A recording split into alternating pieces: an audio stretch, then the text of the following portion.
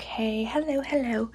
I am going to show you quilting on this dress, and I really only have two things to show you, and one of them is really basic. But I did want to mostly show you how to quilt the Dresdens and how to jump onto a Dresden and then jump back off. So that's the whole purpose of today's video. And this is a Dresden quilt. This is a free pattern on my blog. You have to be signed up for my newsletter to get the password to the pattern library, but I have a free pattern library, and I think it's got like 8 quilt patterns currently in it. I add to the library a couple of times a year. I'm quilting on my Bernina Q20. It is a long arm, but it's a sit down long arm, so it'll be the same as a domestic. I just have a little bit more space. I'm using Polylite in Ecru from Sulky as my top thread, and I'm using Tootie from Wonderfeel as my bobbin thread. I think that will do it, and let's get started. Okay, so I have already started, and what I'm doing is just quilting. I didn't start with the Dresdens. I'm just kind of doing it as I go, and I make a lot of these Dresden quilts, and that's kind of the way I always do it. Is I pop in and out of the Dresden as I work my way around. Kind of different from when I do it block base, which maybe I should have done, but I always do it this way for some reason. So I'm doing something special on the Dresden plates, but in the background, I am just doing a basic meander. So normally I started up here at top right corner, and I kind of work my way all the way down this right side. So the meander is a very basic design. So it just kind of swirls around, just like that. And I just kind of fill in the space.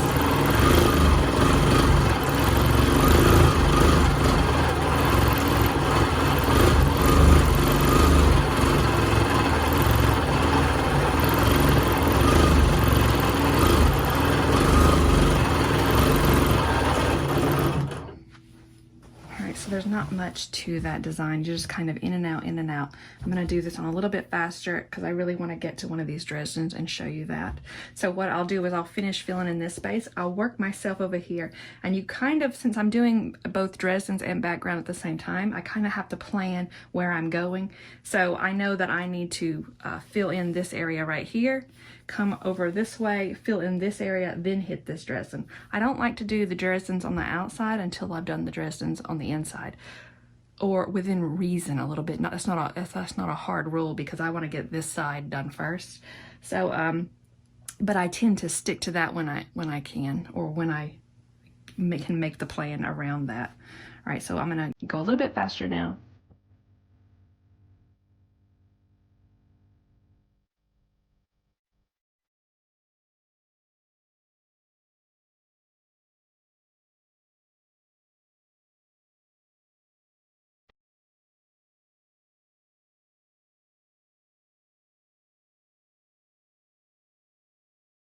All right, so when I pick a spot on my Dresden, I pick a spot, further out than I want to come back out of it at. So when I'm going in, I'm going to come in right here in this ditch between these two blades, and when I go out, I'm going to go back out. So you see that I've left myself this space to come out. So on these Dresdens, you kind of have to plan. Especially since I'm doing the Dresdens as I go around the quilt instead of doing them up front.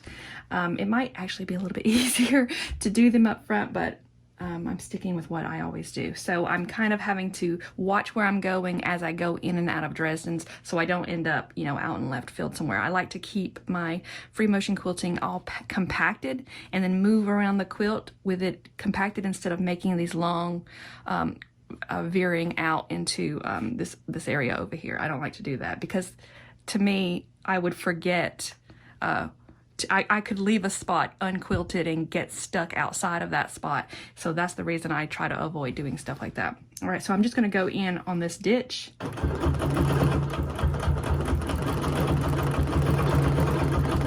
All right, so these applique centers that I have on these Dresden plates, they are made with just fusible interfacing. So they're not permanently adhered to the quilt yet, so I've got to do that with my quilting. So what I'm going to do is I'm going to go around the edge, and we're making a swirl in the circle, and I'm going to go around the edge first and then go in so that I can make sure that the entire part of this applique has been stitched. Also, one other thing, if your sewing machine has a spoon foot, that would be a way better choice to use than this foot that I'm using. I don't happen to have a spoon foot on this machine, but a spoon foot is for jumping off and onto applique. So it would be really nice if I had one. All right, here I go. So just kind of staying as close to that edge as I can, just so that I can make sure the applique is completely attached to the quilt. We don't have no weird parts of it popping up later after it's been washed. And then I go into my swirl.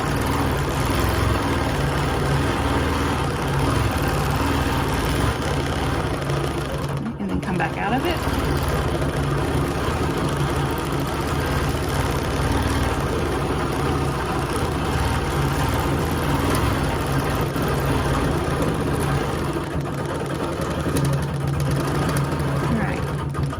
Now, since I want to get out on this ditch, I'm going to start with this blade for my sewing so that when I end, I'll be in the, so this will be the last blade to the left of that ditch that I want to ride out on. And this way I'll end up at the perfect spot to leave this Dresden plate. All right. So I'm right at the corner, and we're just going to do these loops all the way around on each of these blades. So we go up, come back down after we make that loop.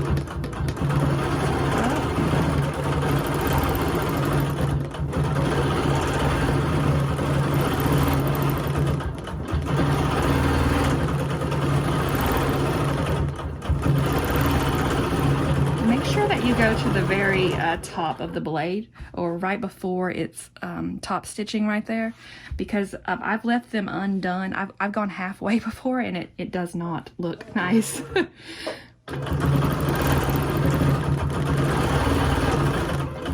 I'm trying to be consistent with my loops, but it's really, really hard to be, completely consistent.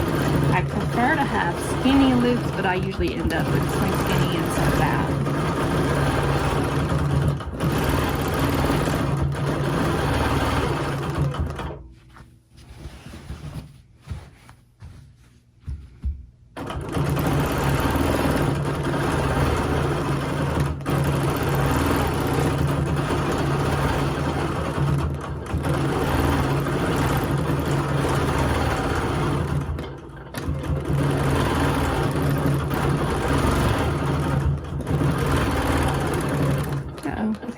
Bobbin, hold on.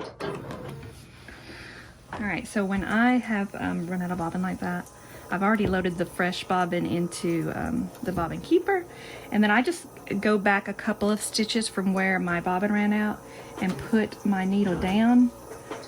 I'm gonna bring it back up with that presser foot and then pull the bobbin thread out. I'm gonna put the needle back down, and I'm gonna just stitch back and forth a little bit to secure my stitches, and then I'll start going again. Let me cut this thread first so I don't get caught up. All right, and then I just go back to where, start going just like I was.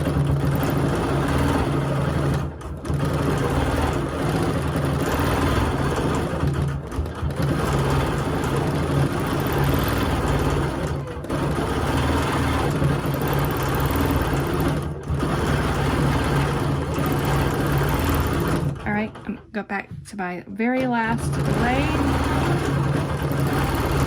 All right, and then I'm back right there at that ditch, and I'm just gonna ride out of it.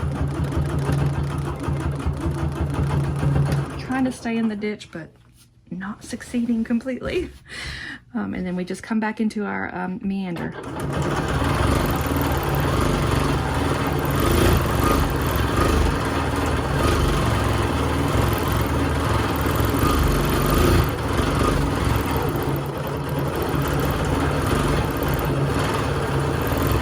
Fill in this skinny space right between these two Dresdens.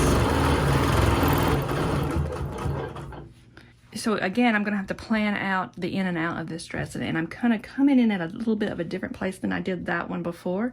So when I get into this one, I'm going to have to make sure that I end up at my swirl right here so that I can come out right there. So I'm going to go down the ditch to get in.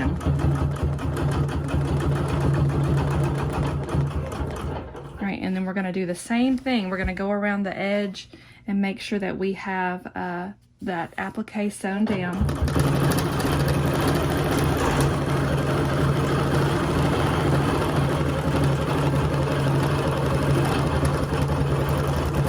then when we get to all of it, we go into our swirl.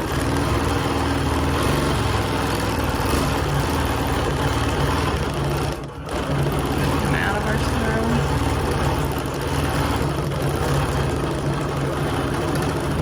Before I go any further, I got to go all the way around here left, but I need to make sure that I'm coming out on this stitch. So as far as my swirl goes, I want to get myself right here to this one before I start.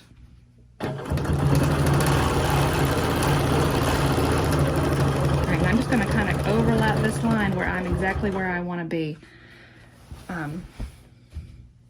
Actually, this is the one I want to be at. All right.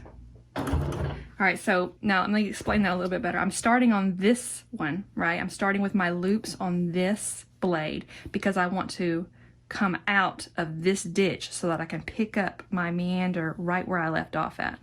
So just a little bit of planning needs to go into it. I'm gonna quilt these blades exactly the way I did before.